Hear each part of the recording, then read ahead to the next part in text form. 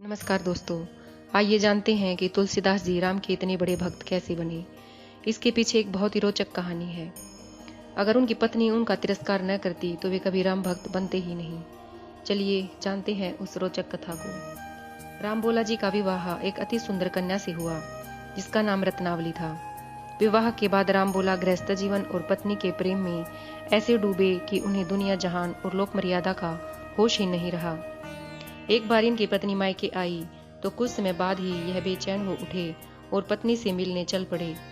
रास्ते में तेज बरसात होने लगी, फिर भी इनके कदम नहीं रुके और लगातार चलते हुए नदी तट पर पहुंच गए।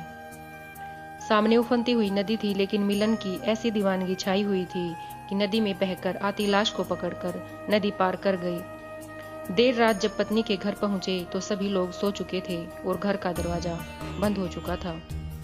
तुलसी जी को समझ नहीं आ रहा था कि कैसे पत्नी के कक्ष तक पहुंचा जाए। तभी सामने खिड़की से लटकती रस्सी जानकर सांप का पूंछ पकड़ लिया और इसी के सहारे पत्नी के कक्ष तक पहुंच गई। अपने पति को इस तरह आया देखकर उनका अनादर करते हुए उनकी पत्नी कहती है कि इस हाड़ मांस के शरीर से अगर इतना प्रेम राम से होता तो तुम्हारा जीवन सुधर जाता। पत्नी का इतना कहना था कि राम भोला का अंतर्मन जग उठा और वह एक पल भी वहां रुके बिना राम की तलाश में चल दिए।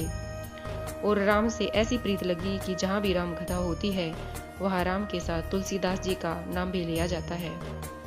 दोस्तों, बाद में राम भोला ने अपनी पत्नी को माफ कर दिया था और अपने साथ ले लिया था, लेकिन अगर उनकी पत्नी उनका तिरस्कार नहीं करती तो शायद वे कभी इतने बड़े भक्त बनते ही नहीं।